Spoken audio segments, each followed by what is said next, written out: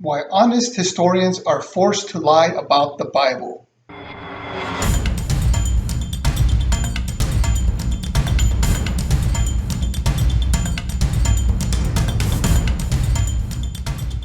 Welcome to ProphecyGeek, the channel that shows you why the Bible is so awesome.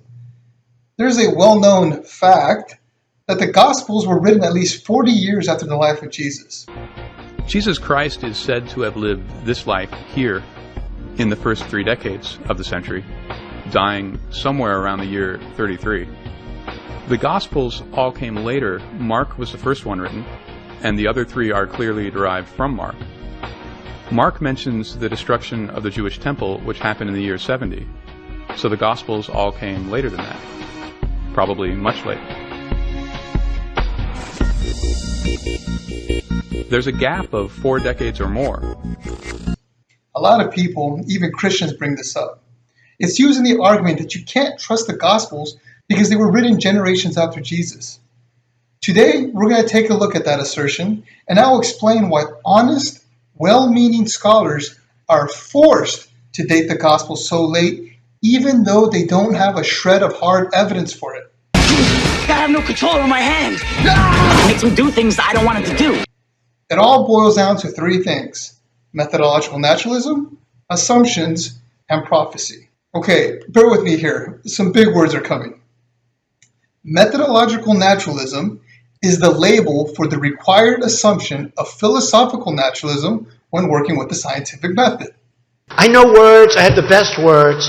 Basically, methodological naturalism is a fancy term for assuming that the supernatural doesn't exist. But this is the important part. It doesn't make a truth statement about the supernatural. In fact, it doesn't care about the supernatural.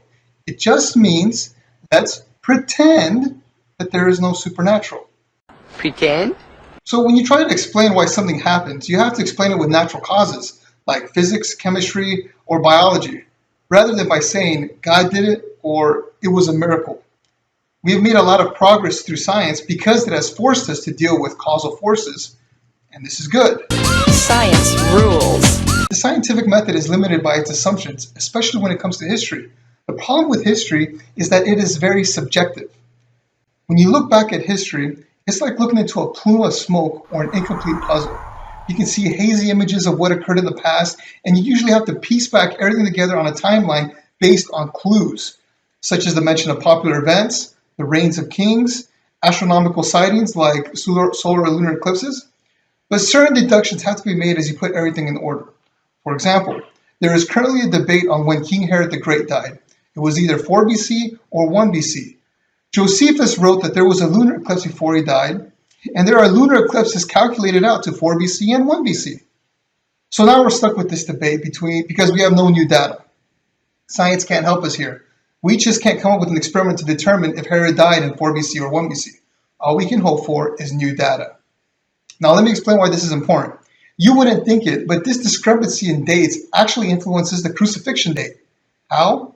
Jesus was born during Herod's reign. The Gospel of Luke says Jesus was about 30 years old when he started his ministry. Since the Gospels mention 3 Passovers during Christ's ministry, it's also reasonable to believe Jesus died at age 33. And so now we're looking at a crucifixion date between 30 AD and 33 AD, all because of a discrepancy 33 years prior. There's actually more data involved with these debates, but for the sake of this video, I simplified it. I just wanted to point out that these kinds of daisy chains are common and are important in determining the dates of historical events. Logical. That being said, let's take a look at the Gospel of Mark. The Gospel of Mark is considered the oldest of the Gospels and is therefore used as a reference point for dating all of the other Gospels. If you date Mark to 80 AD, then all of the other Gospels must be dated later. Taken at face value, biblical scholars state that the Gospel of Mark was written approximately around 55 AD. Many Christian scholars also say that the Gospels were written before 70 AD. This is extremely important, and the reason for that is the Olivet Discourse. You can actually go read the Olivet Discourse in the Gospels of Mark, Matthew, and Luke. In there, Jesus stands on the Mount of Olives with his apostles, and he prophesies about their persecution, torture, and deaths. He also predicts the destruction of the Jewish temple. Our claim as Christians is not only that Jesus rose from the dead, and that he healed multiple people, but that he could foretell the future too. And foretelling the future is actually a good thing because we can try to prove it with science. You're here, I'm here. Let's do this! Let's do this right now? Unfortunately, modern scholars don't even give us the chance. This is because the prophecy falls under the category of supernatural cause. Since prophecy is supernatural, historians automatically assume that the prophecies were written after the fact. So in the instance of Mark, the book is dated between 66 AD and 70 AD because that's when the prophesied events took place. Don't believe me? Let's go to an atheist website, Rational Wiki. It, the Gospel of Mark, can be dated to 67 CE by its apocalyptic Olivet Discourse, for it mentions wars and rumors of wars, a reference to the first Jewish revolt, tells of the persecution of Christians under Nero, who died in the summer of 68 CE, tells the Judeans to flee to the mountains, which would be stupid after the autumn of 67 CE, and especially telling, prays that the flight of the Judeans may not be in winter.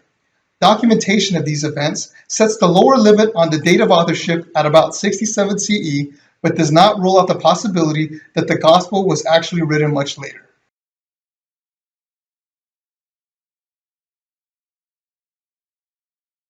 Let me repeat the key phrase in all of that.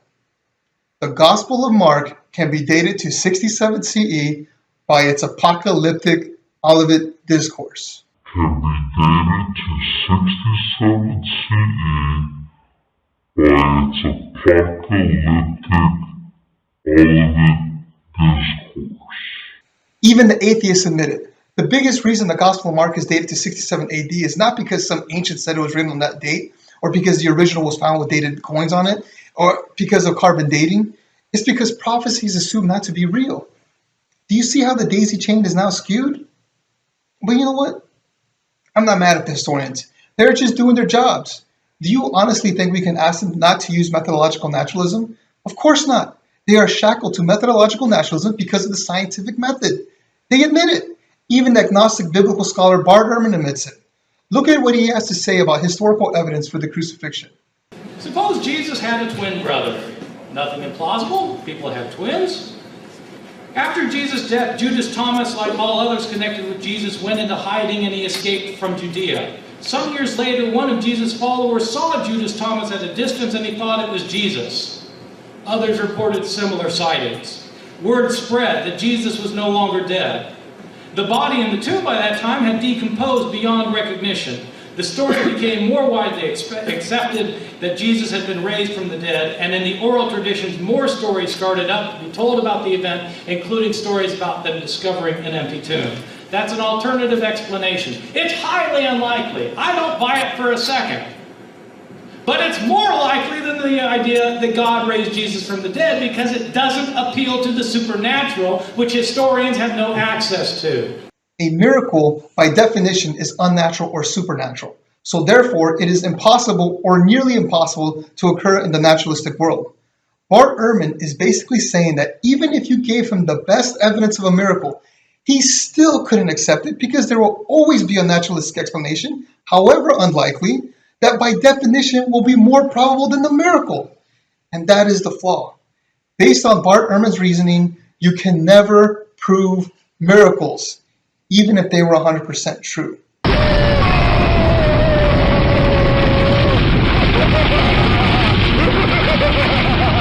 Since these are published dates, atheists grab them and they use them in their arguments to discredit Christianity, but this does not allow a fair evaluation. Their arguments are based on faulty assumptions that are streamed across the world to unknowing listeners. The ignorance is so widespread that I have had atheists tell me that biblical prophecy is not real because scholars date the books after the fact. In other words, their argument is biblical prophecy is not real because biblical prophecy is not real. So what proof do we have for the early dating of the Gospels? For that, we have the Gospel of Luke and the book of Acts. If we accept that the Gospel of Luke was written before the book of Acts, as most modern scholars do, we can daisy chain the three books into the following order: Mark, Luke, and Acts. Now let's take a look at Acts. Acts was written by Luke as a history of the early church. He writes about the apostles from the ascension of Jesus Christ, but it abruptly ends with Paul in Rome. This is intriguing because there is no closure. Acts ends with Paul renting a room in Rome for 2 years while awaiting trial with the emperor. It seems like Luke was not afraid to record anything either. He recorded the death of Stephen and the death of the apostle James. He recorded the jailing of Peter and John, and he also recorded the beating and imprisonment of Paul and Silas. But Acts just abruptly ends with Paul in Rome. There's no mention of his death. There's no mention of James, the brother of Jesus' death in 62 AD. There's no mention of Nero's persecution of Christians in 64 AD. There is no mention of the Jewish revolt in 66 AD. And there is no mention of the temple destruction in 70 AD. The argument can be made that the reason those events aren't recorded is because they hadn't happened yet. Well, there it is. What makes this argument even more intriguing is the very noticeable effort to prove Jesus Christ is the Messiah. Luke explicitly provides proof by citing genealogies. He explicitly references Isaiah with the virgin birth and the suffering servant. He references Joel and the Holy Spirit. He references Samuel and Jesus coming from David's seed. But never in Luke and Acts does he explicitly mention the fulfilled prophecies of Jesus Christ.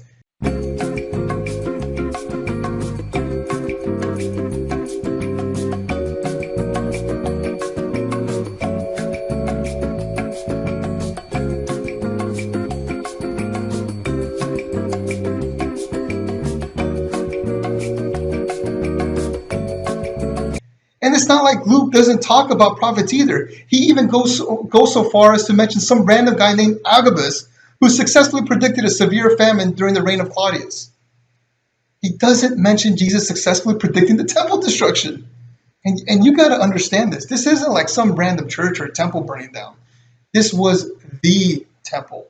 There was only one, and it was the center of Jewish life. People would come in from miles around for the Passover. It was literally the dwelling place of God. What's even better is that the book of Daniel in chapter 9 also predicts the temple destruction. The oldest manuscript we have of this book was found among the Dead Sea Scrolls and is carbon dated to 125 BC. This book was referenced by Jesus when he predicted the temple destruction. So now we have Jesus citing the Old Testament source explaining that the temple would be destroyed. This would have been the silver bullet. Just read the Gospels. You can see how passionate the apostles are at trying to prove Jesus is the Messiah. They are pulling passage from all over the Old Testament. 365 references can be made. So why would Luke not use this gold nugget of a dual prophecy? The best explanation that I can think of, Acts was completed before the temple destruction.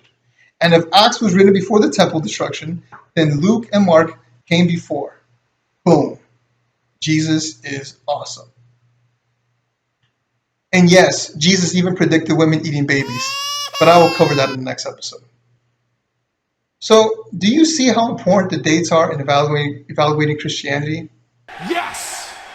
Yes! Yes! Do you understand how there can actually be a biased push from militant atheists to prove a later dating of the Gospels? Yes! Yes! Do you see why Christians are praying to find the evidence that will date the Gospels earlier? Yes, yes, yes, yes, yes, yes, yes. And the problem is, until we find hard evidence that dates the Gospels before 70 AD, such as a Dead Sea Scrolls type of find, we are at the mercy of methodological naturalism.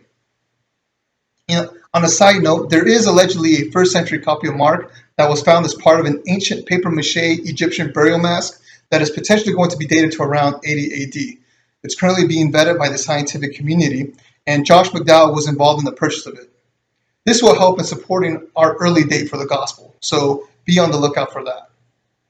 In conclusion, this is not a crazy Christian conspiracy theory. If you truly want to evaluate Christianity, then you must be aware of the assumptions that methodological naturalism forces upon the data. You must be willing to walk in the shoes of the Christian worldview and assume the early dates of the Gospels in your research.